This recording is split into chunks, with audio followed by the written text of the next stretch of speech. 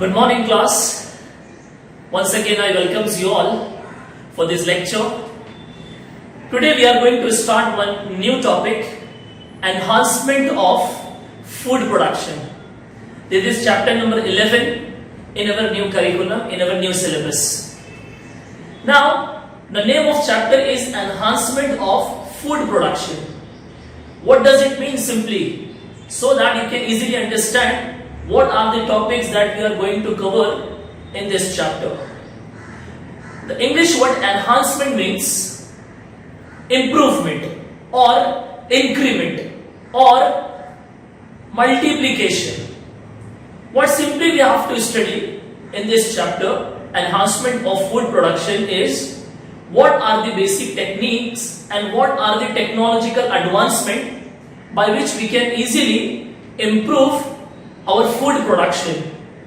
Now, food production in terms of two things. The first one is plant related food productions and second one is animal related food production. So dear students, in today's lecture we are going to cover some important topics from this chapter. The first topic is improvement in food production, second is plant breeding, third is tissue culture, and the last that we will be covering today is single cell protein. Dear students, we know that since the time of immemorial, since ancient time, since a very long back time, human beings are totally dependent on plants and animals for their basic requirements. हमने school life में history में पढ़ा, stone age में से लेकर और जब human civilisation का डेवलपमेंट हो रहा था उससे भी पहले वी नो दैट कि इंसान जो है वो अपने खाने पीने के लिए प्लांट और प्लांट रिलेटेड जो चीजें हैं या एनिमल्स और एनिमल्स रिलेटेड चीजें हैं उस पर वो निर्भर रहा है.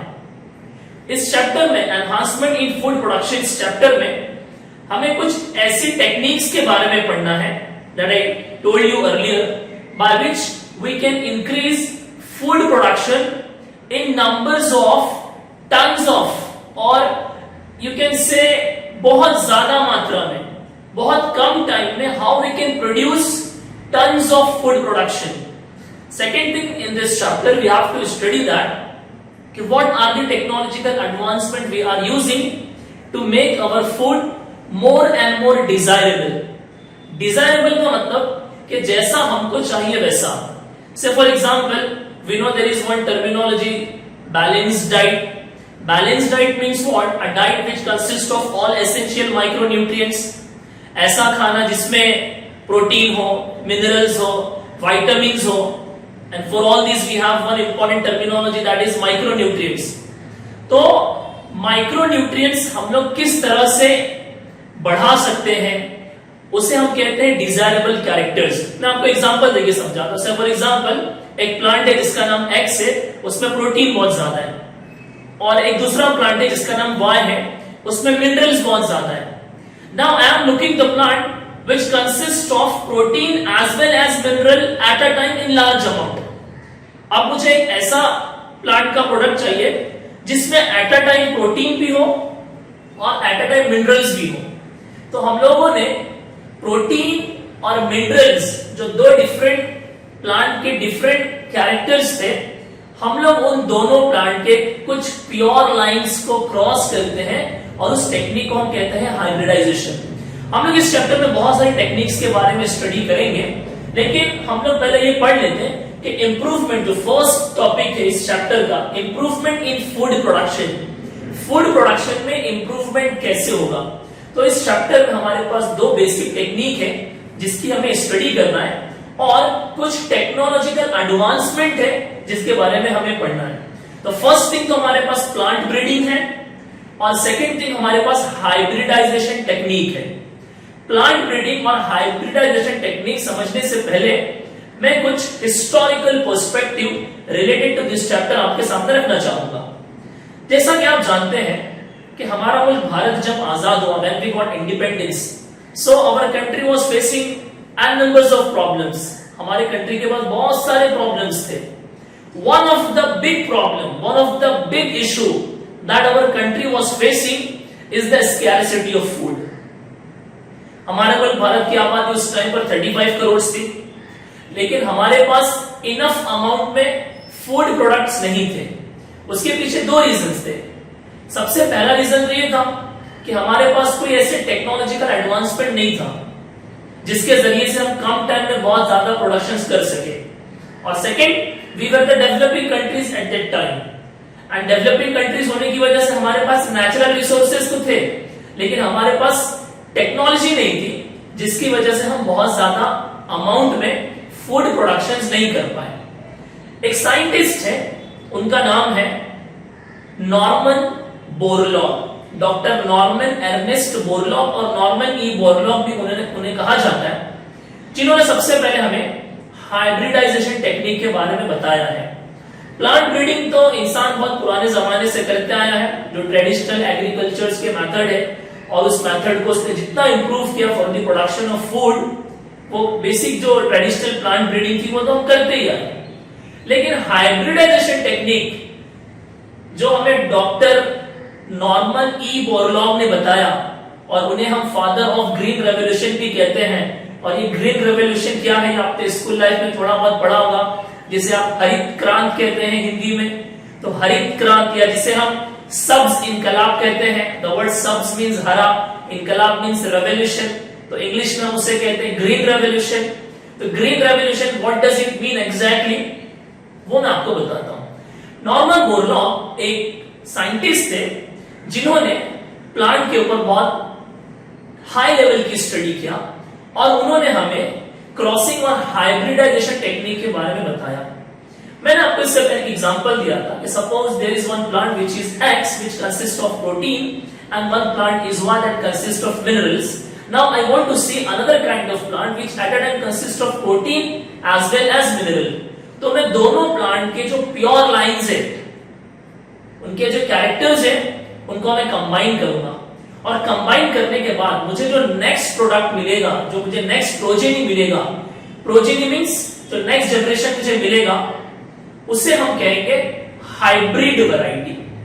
हाइब्रिडाइजेशन का लिटरल जो मीनिंग होता है वो होता है manipulation. Manipulation means what, modify करना। मैं आपको आम भाषा में समझाता हूं। जैसे यहाँ पे बहुत सारे स्टूडेंट्स हैं जिनको बाइक चलाने आती होगी, तो जो बाइकर्स होते हैं उनके बहुत सारे शौक होते हैं। तो बाइकर्स का एक अच्छा शौक क्या होता है कि वो डिफरेंट काइंड्स के जो मैनिपुलेशन है वो बाइक में करते रहते हैं, उसको मॉडिफाई करते रहते हैं। डिफरेंट उनका जो साइलेंसर है उसको उन्होंने मॉडिफाई किया, या फिर जो हेडलाइट्स है उसको मॉडिफाई किया, या जो एक्सेलरेटर है उसको मॉडिफाई किया, ये पार्ट को वहां से निकाला, वो पार्ट को वहां से निकाला, फिक्स किया, और डिफरेंट जो शेप उसको दिया है, इसे हम आम जुबान में क्या कहते हैं, मॉडिफाई करना, मॉडिफिकेशन करना। हाइब्रिडाइजेशन टेक्निक में क्या होता है कि हमारे पास दो प्लांट है और दो प्लांट के डिफरेंट कैरेक्टर्स हैं, और मैं वो प्लांट के कैरेक्टर्स को रिकंबाइन करके एक न्यू वैरायटी बनाता हूं। That variety we will be getting is known as desirable variety और the desirable characters. There is one terminology in this chapter which is HYV, high yielding variety. Yielding means production. High yielding variety मतलब ऐसी variety जिससे हमें बहुत ज्यादा production मिले। तो improvement in food production and plant breeding के बाद इस चैप्टर में जो सबसे इंपॉर्टेंट टॉपिक है वो है हाइब्रिडाइजेशन एंड इट्स टेक्निक। तो हाइब्रिडाइजेशन एंड इट्स टेक्निक जो मैंने आपको अभी एग्जांपल देकर समझाया, उससे पहले हम ये समझते हैं कि जो प्लांट ब्रीडिंग है वो होती कैसे है, और प्लांट ब्रीडिंग का एग्जैक्ट जो मीनिंग है जो मैंने भी आपको समझाया, for getting improved quality, for getting desirable quality, for getting quality that we are looking for in terms of protein, in terms of vitamin, in terms of minerals, in terms of that thing which we are looking, say for example micronutrients, ऐसी चीजें जिसे हम micronutrients कहते हैं, which is necessary। हम खाना क्यों खाते हैं? To get energy। हमें कौन सा खाना चाहिए जिसमें micronutrients हो? तो प्लांट ब्रीडिंग का one of the basic purpose या हाइब्रिडाइजेशन टेक्निक का one of the basic purpose यही है कि जो फूड क्वालिटी है वो हमको हाई से हायर मिलना चाहिए। I was talking about Norman Borlaug, जिन्होंने मिलियंस ऑफ लोगों की लाइव्स को बचाया और उन्होंने हाइब्रिडाइजेशन टेक्निक इंट्रोड्यूस किया। और during post independence era 1960s का जो पीरियड था हमारे मुल्क भारत का, उस टाइम पर हमारे मुल्क में एक साइंटिस्ट थे जिनका नाम था doctor MS Swaminathan. Doctor MS Swaminathan को हम father of green revolution in India भी बोलते हैं। तो उन्होंने हाइब्रिडाइजेशन टेक्निक को इंडिया में इंट्रोड्यूस किया and that is why he is known as father of green revolution in India. Plant breeding, और उस टाइम पर जो इनॉर्मस प्रोडक्शन हुआ हमारे मुल्क भारत में ड्यू टू हाइब्रिडाइजेशन टेक्निक और प्लांट ब्रीडिंग को हमने ज्यादा से ज्यादा मॉडिफाई किया, मैनिपुलेट किया, प्लांट की जो हेरिडिटी है उसको मैनिपुलेट किया, उसको चेंज किया to get the desirable character. वो टेक्निक हमें सबसे पहले किन्होंने बताया भारत के अंदर? उनका नाम था डॉक्टर एमएस स्वामीनाथन, और एमएस स्वामीनाथन को father of green revolution in India भी कहते हैं। और ये जो इनॉर्मस प्रोडक्शन हुआ, जो बहुत ज्यादा फर्टिलिटी रेट बढ़ गया और क्रॉप्स का बहुत ज्यादा प्रोडक्शन हुआ हमारे मुल्क भारत में within a short period of time because of this hybridisation technology, इस इनॉर्मस प्रोडक्शन को हम हिस्ट्री के अंदर ग्रीन रेवोल्यूशन के नाम से याद रखते हैं। डियर स्टूडेंट्स, प्लांट ब्रीडिंग के कुछ बेसिक स्टेप्स हैं जो आपको समझना बहुत जरूरी है, very important topic of this chapter. The first one is collection of variability, second is evaluation and selection of parents, third is hybridization, fourth is selection and testing of superior recombinants, and the last one is testing, release and commercialization. Plant breeding का जो पहला step है collection of variability. Collection is English word, simple word, आपको समझता होगा collection, different kinds of collection. Variability का मतलब क्या हुआ? वेरिएबल का मतलब होता है वेरियस, डिफरेंट काइंड्स ऑफ। तो कलेक्शन ऑफ वेरिएबिलिटी, हम जब प्लांट ब्रीडिंग करेंगे तो हमारे पास कलेक्शन ऑफ जर्म प्लाज्म होगा। जर्म प्लाज्म एक वर्ड है जिसका मतलब होता है collection of different kinds of seeds, collection of different kinds of plants, collection of different kinds of plant related things, collection of different kinds of plant related products, जिसका use करके हम उनको क्रॉस करेंगे आगे के स्टेप में। तो collection of variability में जितने ज्यादा कलेक्शंस होंगे उतने ज्यादा प्योर लाइंस को हम आपस में क्रॉस कर सकेंगे और हाइब्रिडाइजेशन उतना अच्छा होगा। सेकेंड हमारे पास है evaluation and selection of parents. Evaluation का मतलब होता है चेक करना। हमने सबसे पहले प्रोसेस में कलेक्शन किया, हमारे पास बहुत बड़ा कलेक्शन हो गया। अब उस कलेक्शन में वी विल सी कि कौन सा हमारे काम का है, प्लांट के कौन से कैरेक्टर हमारे काम के हैं, और इवैल्यूएशन के बाद जब हम चेक कर लेंगे, this is known as screening. Screening का मतलब क्या होता है? जो छानने का प्रोसेस है, चीजों को अलग करने का प्रोसेस है। जो मेरे काम की वो मैं रखूंगा, जो काम का नहीं है उसको मैं अलग कर दूंगा। This process is known as evaluation. और जब स्क्रीनिंग हो जाएगा तो मुझे समझ में आ जाएगा कि कौन सा सीड, कौन सा प्लांट मेरे काम का है और कौन सा मेरे काम का नहीं है। थर्ड इज हाइब्रिडाइजेशन, जो इस चैप्टर के बिगिनिंग में मैंने आपको बताया। मैं एक ऑडियो या फिर वीडियो के जरिए से आपको और अच्छे से समझाने की कोशिश करूंगा कि हाइब्रिडाइजेशन का लिटरल मीनिंग क्या होता है। सिंपल में मैनिपुलेट करना, मॉडिफाई करना to get the desirable character, जैसा हमें चाहिए वैसा is what hybridisation. Fourth one is selection and testing of superior recombinants. अब आपने प्योर लाइन को क्रॉस किया, आपने दो डिफरेंट कैरेक्टर्स लिए प्लांट्स के, और दोनों डिफरेंट कैरेक्टर्स को आपने क्या किया? आपस में क्रॉस किया।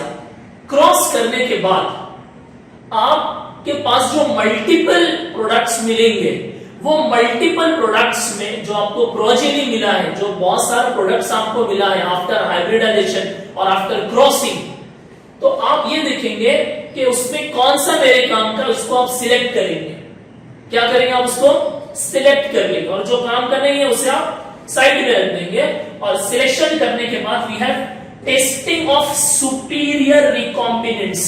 टेस्टिंग, लैब के अंदर चीजों की टेस्टिंग होती है, या जहां पे हम हाइब्रिडाइजेशन कर रहे हैं वो इन सितु हाइब्रिडाइजेशन या इन सितु कंजर्वेशन भी हो सकता है। In situ means in natural climate, forest हो गया जंगल्स हो गए, वहां जाके हमने कंजर्वेशन किया। एक्स सीटू भी हो सकता है, लैब है, कोई बॉटेनिकल गार्डन है, या हमारे पास सीड बैंक है, वहां पे हम कर सकते हैं इसको। Testing of superior recombinants, superior means best quality का, रिकॉम्बिनेंट्स री मींस अगेन, कॉम्बिनेशन जो वर्ड है उससे वर्ड आया कॉम्बिनेंट्स। हम कैरेक्टर को वापस रिकम्बाइन करते हैं, हम बार बार प्रैक्टिकल्स करते हैं to get the desirable character. Crossing किया, टेस्ट किया, क्रॉसिंग किया, टेस्ट किया, क्रॉसिंग किया, टेस्ट किया, उसके बाद हमारे पास बहुत ज्यादा मात्रा में प्रोडक्ट्स रेडी रहते हैं। और प्रोडक्ट जो रेडी रहता है तो we will check, we will select, and select करने के बाद we will do the testing कि कौन हमारे काम का है और कौन सा हमारे काम का नहीं है। फाइनली प्लांट ब्रीडिंग का जो लास्ट स्टेप है वो है testing, release and commercialisation of the new cultivars. Commercialisation of the new cultivars का मतलब ये है कि ये सारे प्रोसेस को फॉलो करने के बाद जो आपके पास नया क्वालिटी का प्लांट या प्लांट रिलेटेड प्रोडक्ट अवेलेबल हुआ है उसको आप मार्केट में रिलीज करोगे। और कोई भी चीज जब मार्केट में रिलीज होती है तो उसका अल्टीमेट गोल क्या होता है स्टूडेंट्स? कमर्शियलाइजेशन, पैसे कमाना। क्यों पैसे कमाना, क्यों कमर्शियलाइजेशन? हम इतनी मगजमारी क्यों कर रहे हैं, हम इतना दिमाग खोरी क्यों कर रहे हैं? एक तो हमें इंसानों की जो बेसिक नीड्स है फूड की वो हमें फुलफिल करना है। सेकेंड थिंग, देश की जीडीपी भी बढ़ाना है, ग्रॉस डोमेस्टिक प्रोडक्ट। ये बात आपको पता होना चाहिए कि हमारे मुल्क का मोर देन 60% जो जीडीपी है वो हमको एग्रीकल्चर और एग्रीकल्चर रिलेटेड प्रोडक्ट से ही मिलता है। और हमारे मुल्क की एक बहुत बड़ी आबादी, एक बहुत बड़ा पॉपुलेशन जो है वो एग्रीकल्चर और एग्रीकल्चर से रिलेटेड जो वर्क है उससे वो जुड़ा हुआ है, जो जॉब है उससे वो जुड़ा हुआ है। तो डियर स्टूडेंट्स, इसमें आप लोगों के लिए एक बहुत बड़ी अपॉर्चुनिटी है। हमारे पास एक बेसिक जो कोर्स होता है आफ्टर 12th साइंस वो है engineering in agricultural science. After 12th ये 4 साल का कोर्स है।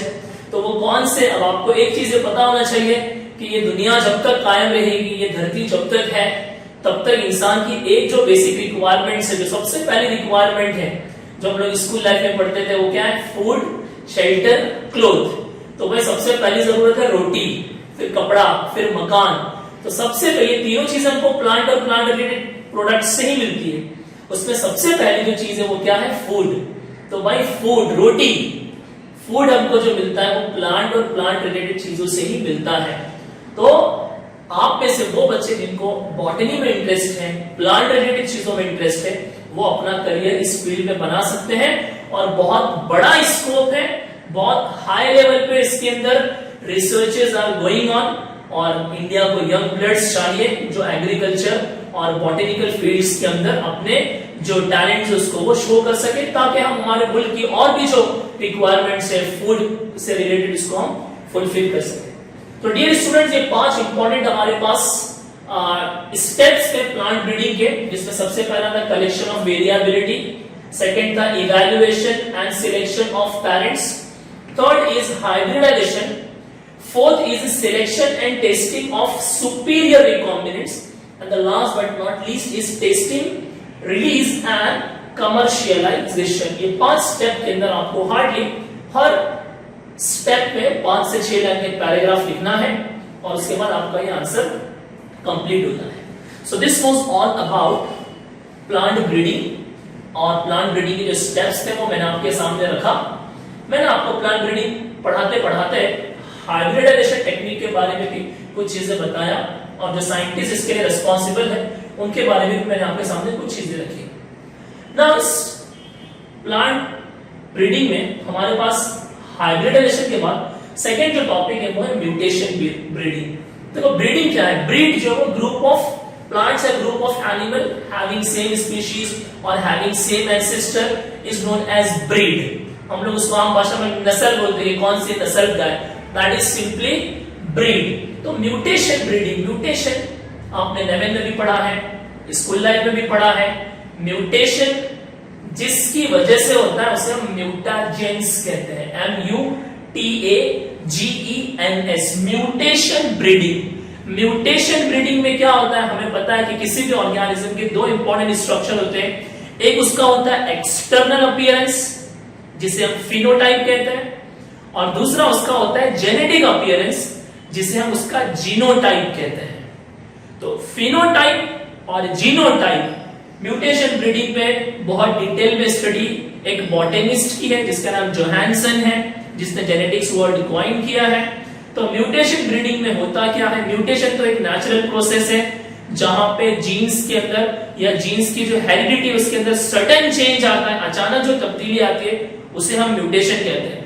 तो म्यूटेशन ब्रीडिंग में हम क्या करते हैं, मैंने आपको इससे पहले बताया desirable character.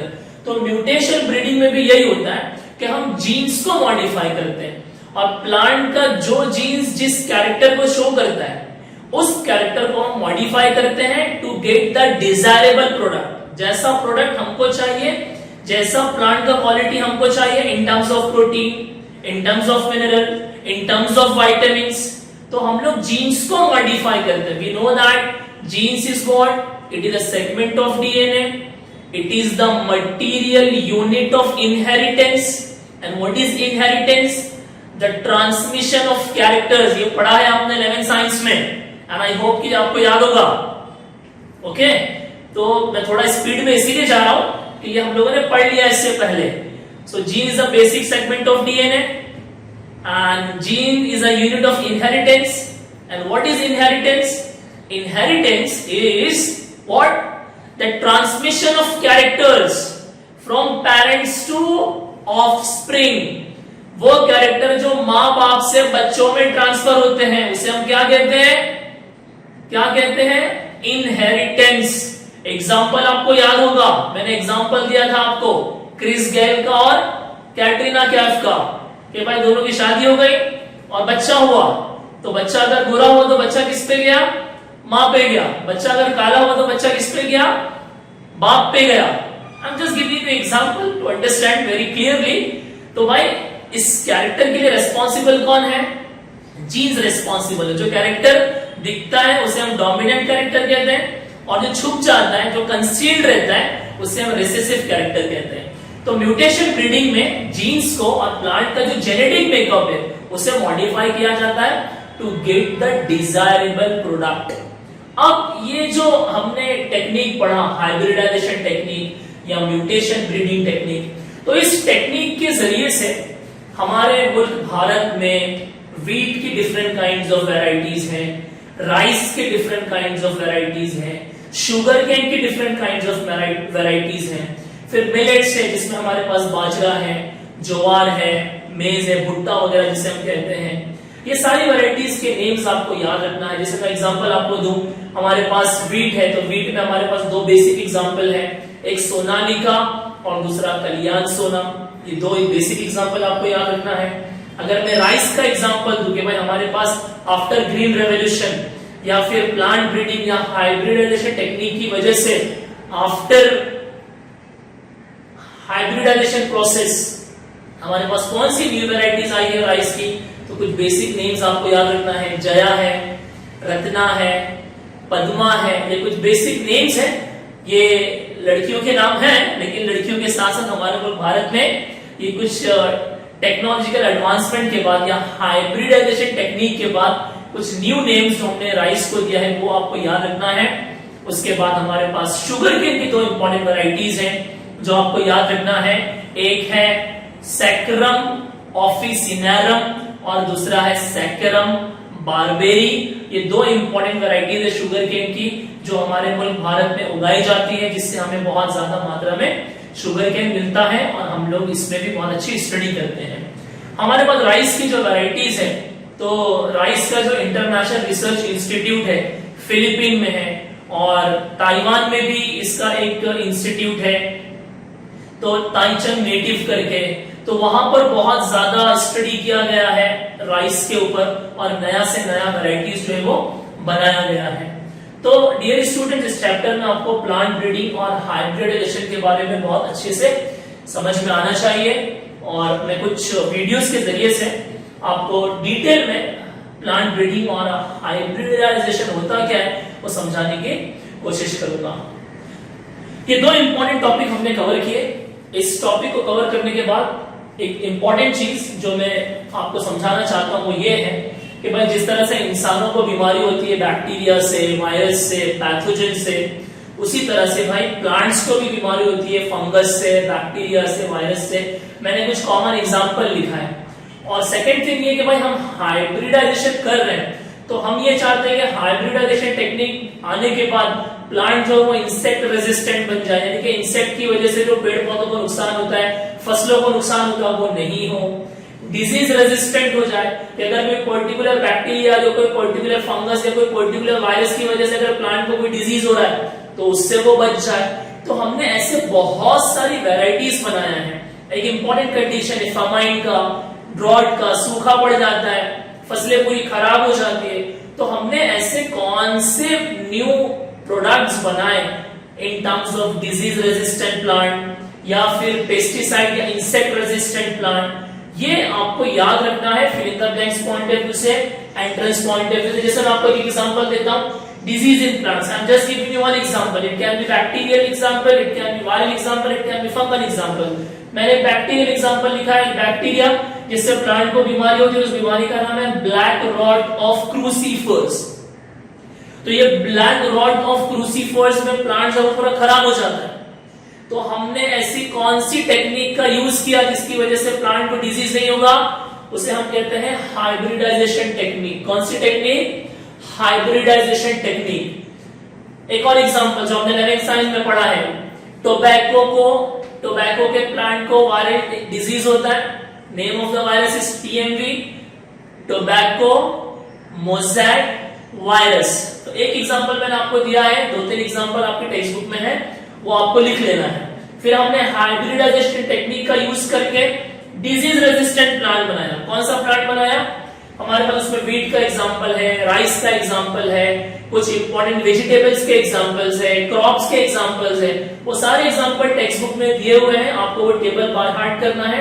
I will show that table so that you can easily understand. आप उसे नोट डाउन भी करेंगे। जैसे मैं एक एग्जांपल दे रहा हूं आपको, वीट, गेहूं।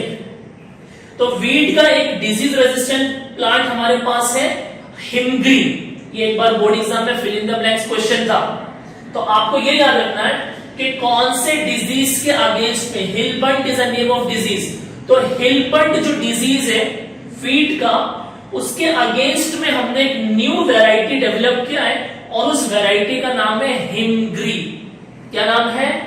हिमग्री। तो हमारे पास वीट के एग्जांपल है, राइस के एग्जांपल है, ओकरा जिसे हम भिंडी कहते हैं, भिंडी का एग्जांपल है, कॉलीफ्लावर के एग्जांपल्स है। तो ये आपको याद रखना है उनके साइंटिफिक नेम्स के साथ, और कौन से पर्टिकुलर क्रॉप्स या कौन से पर्टिकुलर वेजिटेबल्स के अगेंस्ट हमने कौन सा वैरायटी बनाया है। अगर ये आप याद रखेंगे तो आप एग्जाम पॉइंट ऑफ व्यू से और एंट्रेंस पॉइंट ऑफ व्यू से बहुत अच्छा मार्क्स स्कोर करते हैं। डियर स्टूडेंट्स, हमने प्लांट ब्रीडिंग, हाइब्रिडाइजेशन टेक्निक और म्यूटेशन ब्रीडिंग कवर किया है।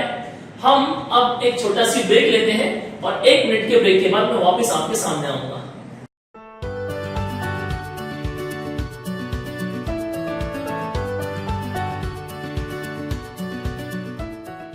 So, dear student, once again I welcomes you all.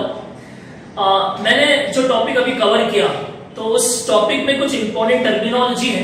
ये टर्मिनोलॉजी आपको याद रहना चाहिए और ये टर्मिनोलॉजी के मीनिंग्स क्या है ये भी आपको पता होना चाहिए, जो आपको थोड़ा बहुत यूजफुल है टिश्यू कल्चर में भी और सिंगल सेल प्रोटीन में भी। जैसे एक वर्ड है इमैस्क्यूलेशन, तो इमैस्क्यूलेशन का मीनिंग क्या है ये आपको पता होना चाहिए। सेकेंड, जर्म प्लाज्म क्या है ये मैंने आपको बताया है। एंथर किसको बोलते हैं? ये बेसिक्स ऑफ बॉटनी है जो हमने 11th साइंस में पढ़ा है। एंथर क्या है, स्टिग्मा क्या है, पोलन क्या है, पोलन ग्रेन क्या है, मेल गैमेटोफाइट क्या है, फीमेल गैमेटोफाइट क्या है, क्रॉसिंग कैसा करेंगे, प्योर लाइन्स किसको बोलते हैं, फिनोटाइप क्या है, जीनोटाइप क्या है। ये बेसिक टर्मिनोलॉजी अगर आपको याद है तो यू कैन इजीली अंडरस्टैंड कि क्रॉसिंग कैसा होता है, सेल्फिंग कैसा करते हैं, प्योर लाइन्स को कैसे सिलेक्ट करते हैं। और जो वीडियोस मैं आपके सामने रखूंगा तो उस वीडियो के जरिए से आपको चीजें इजीली समझ में आएंगी। डियर स्टूडेंट्स, हमारे पास 2 इंपॉर्टेंट टॉपिक है अभी, एक है टिश्यू कल्चर और दूसरा है सिंगल सेल प्रोटीन। तो हम टिश्यू कल्चर और सिंगल सेल प्रोटीन को थोड़ा स्पीड में समझ लेते हैं। सिंपल टॉपिक है, टिश्यू कल्चर में टिश्यू से बहुत सारी चीजें आपको समझ में आएगी। और second one is single cell protein. तो सिंगल और सेल और प्रोटीन कॉमन वर्ड है, आपको बहुत सारी चीजें इजीली समझ में आ जाएंगी। So let's try to understand first tissue culture, T for tissue and C for culture. Now tissue is what?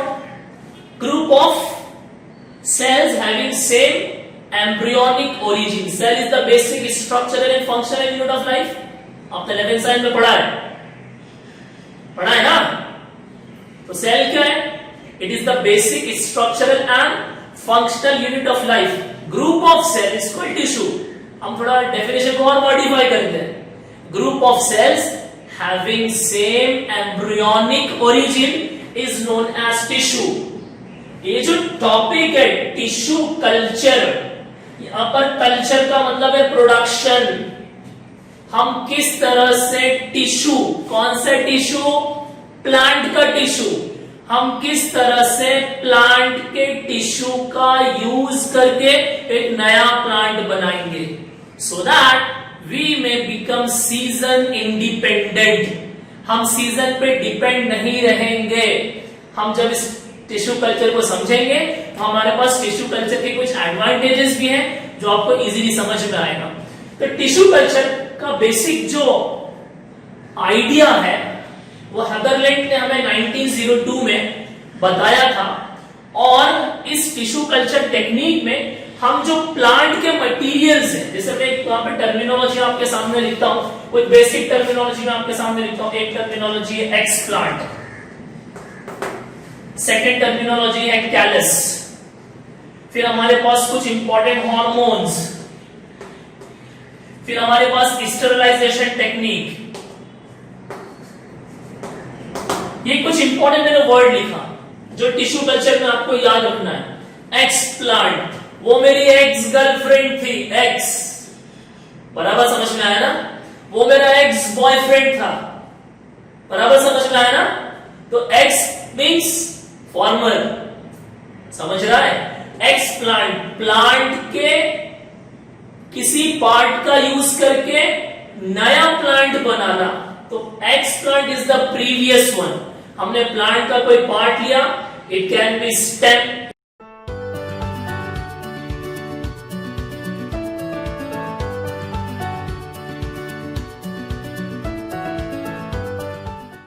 so dear student, once again I welcomes you all. मैंने जो टॉपिक अभी कवर किया तो उस टॉपिक में कुछ important terminology है।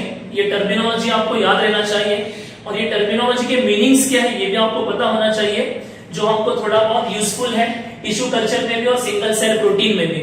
जैसे एक वर्ड है इमैस्क्यूलेशन, तो इमैस्क्यूलेशन का मीनिंग क्या है ये आपको पता होना चाहिए। सेकेंड, जर्म प्लाज्म क्या है ये मैंने आपको बताया है। एंथर किसको बोलते हैं? ये बेसिक्स ऑफ बॉटनी है जो हमने 11th साइंस में पढ़ा है।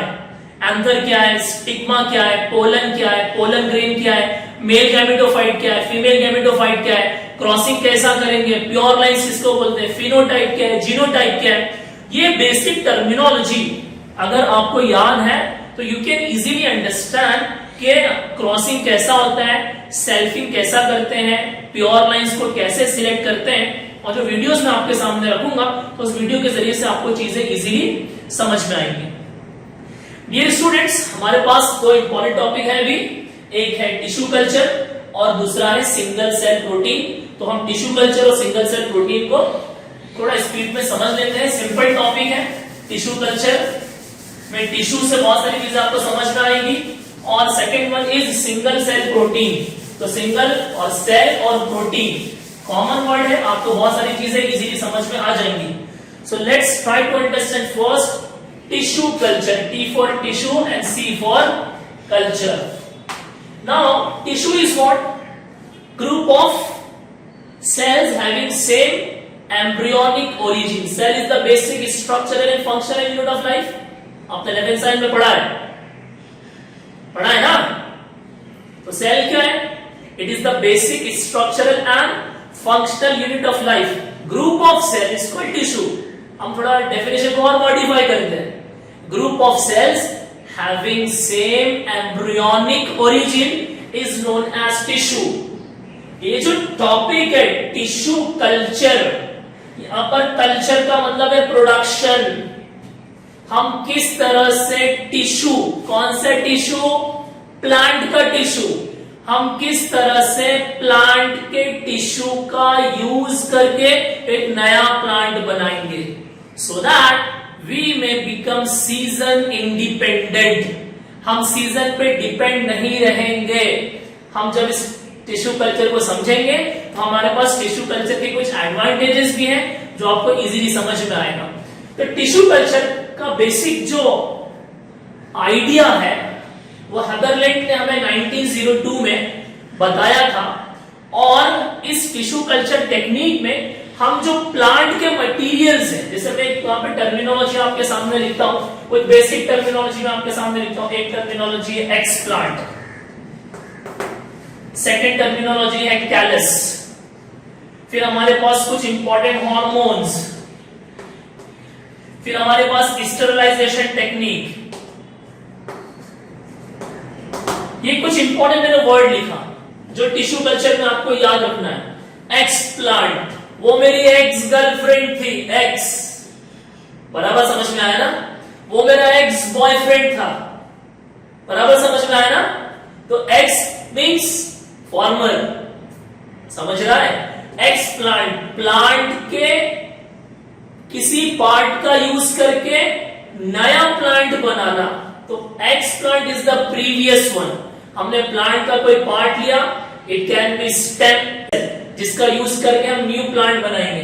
कैलस बेसिकली हमारे पास सस्पेंशन कल्चर है, ग्रोथ मीडियम है, जो हम लोग टिश्यू कल्चर टेक्निक में यूज करते हैं।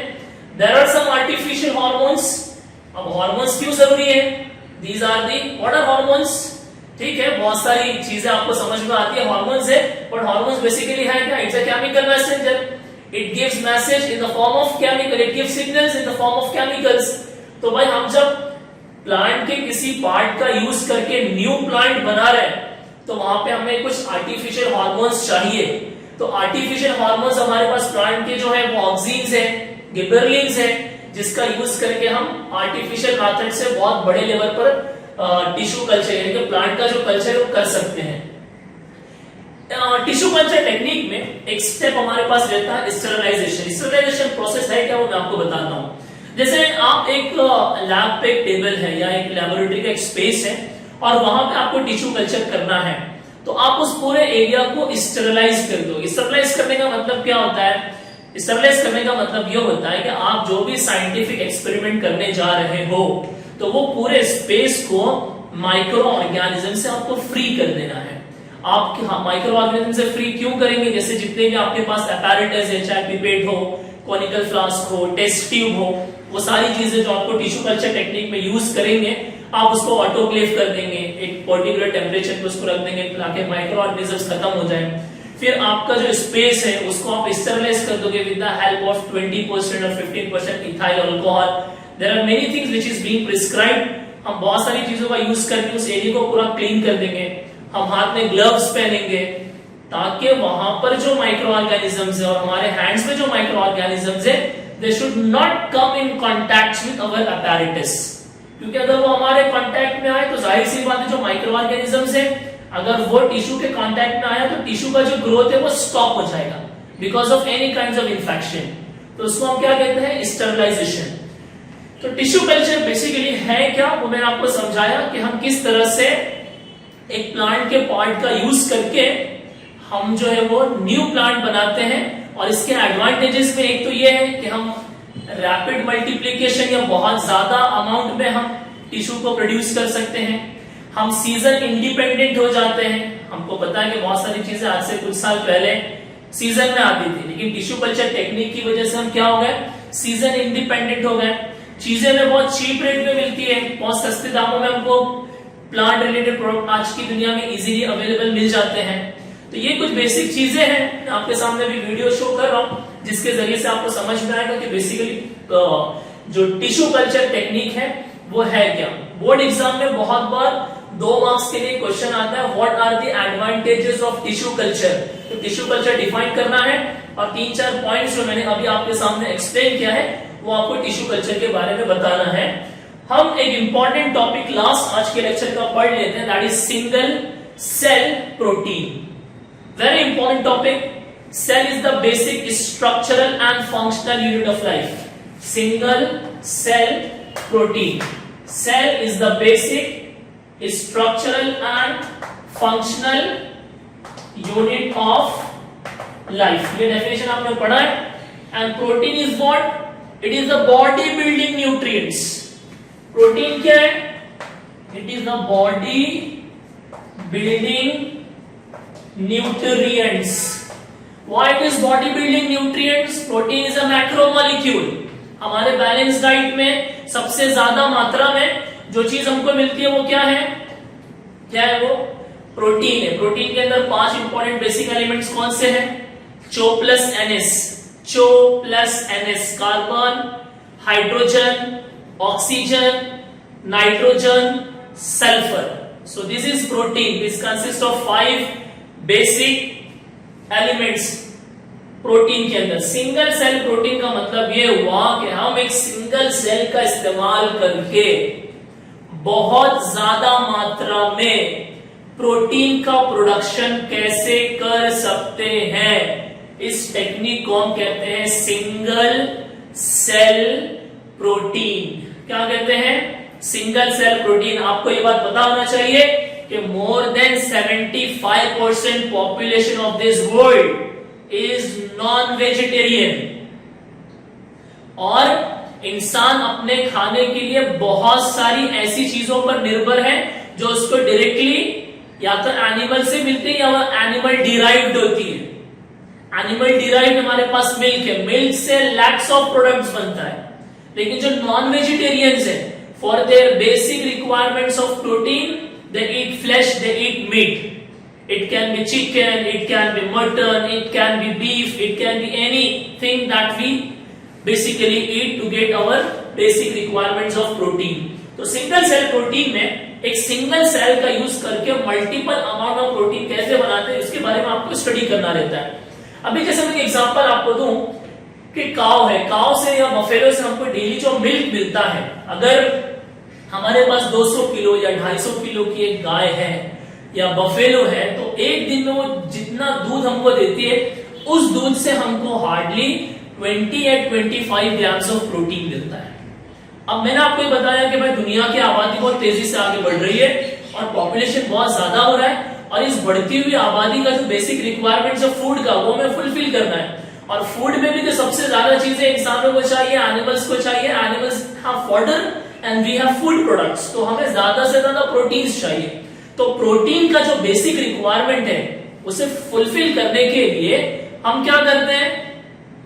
हम एक सेल लेते हैं और किसी भी ऑर्गेनिज्म का बॉडी का वो सेल लेते हैं विच is responsible for the production of protein. ध्यान से सुनना.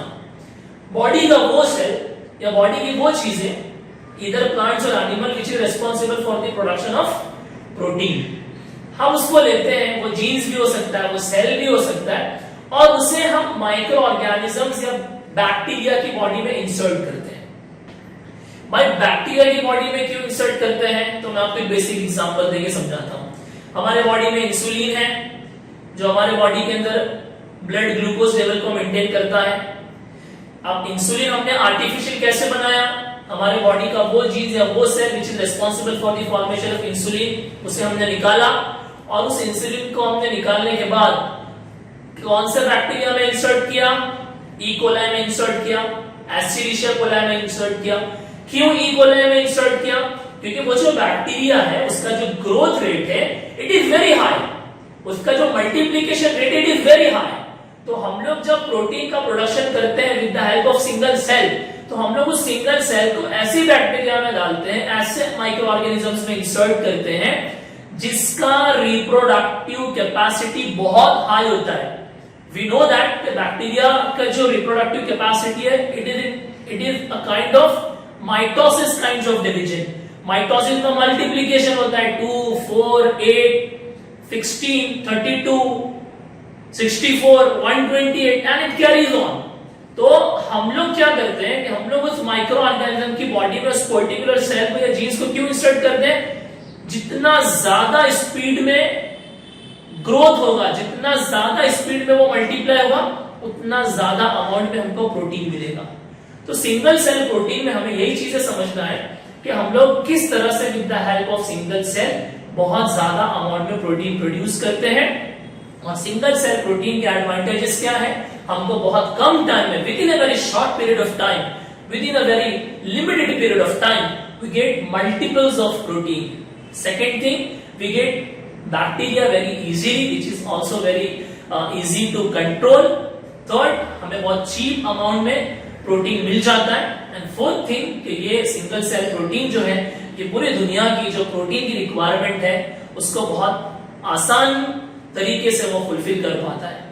तो डियर स्टूडेंट्स, आज के इस लेक्चर में हमने जो चीजें पढ़ा उसमें सबसे पहला था improvement in food production, second is plant breeding, उसमें हमने दो इंपॉर्टेंट टॉपिक कवर किया, हाइब्रिडाइजेशन एंड इट्स टेक्निक, और नेक्स्ट हमने कवर किया म्यूटेशन ब्रीडिंग, और उसके बाद हमने दो इंपॉर्टेंट जो टॉपिक पढ़ा वो है टिश्यू कल्चर और सिंगल सेल प्रोटीन। आप घर पे जाके इस टॉपिक को अच्छे से पढ़िए, रिफर कीजिए। ये जो चैप्टर है एनहांसमेंट ऑफ फूड प्रोडक्शन, आज हमने जो कुछ भी पढ़ा वो प्लांट और प्लांट से रिलेटेड जो टेक्निक है उसके बारे में पढ़ा। हम नेक्स्ट लेक्चर में जो भी पढ़ेंगे वो एनिमल्स और एनिमल्स से रिलेटेड जो टेक्निक्स है उसके बारे में पढ़ेंगे। आज हमने प्लांट ब्रीडिंग के बारे में पढ़ा, तो जाहिर सी बात है नेक्स्ट लेक्चर में हम एनिमल ब्रीडिंग के बारे में पढ़ेंगे, और एनिमल ब्रीडिंग से रिलेटेड जो भी चीजें हैं हम उसे नेक्स्ट लेक्चर में कवर करेंगे। इस चैप्टर में कुछ मिसलिनियस चीजें भी हैं जो हमें इन टर्म्स ऑफ फूड प्रोडक्शन पढ़ना है। वो ये है कि जो माइक्रो ऑर्गेनिजम्स है, जो माइक्रोब्स है, उनका क्या रोल है इन टर्म्स ऑफ फूड प्रोडक्शन, वो हम इस चैप्टर में फाइनली कवर करेंगे। तो डियर स्टूडेंट्स, आज के लेक्चर में इतना ही। आई वुड रिक्वेस्ट यू कि आप घर जाएं, इस चैप्टर को रिफर करें, और जो क्वेरीज और क्वेश्चंस रहेंगे उसे हम नेक्स्ट क्लास में इजीली कवर कर सकेंगे। Enough for today, have a nice day, good bye.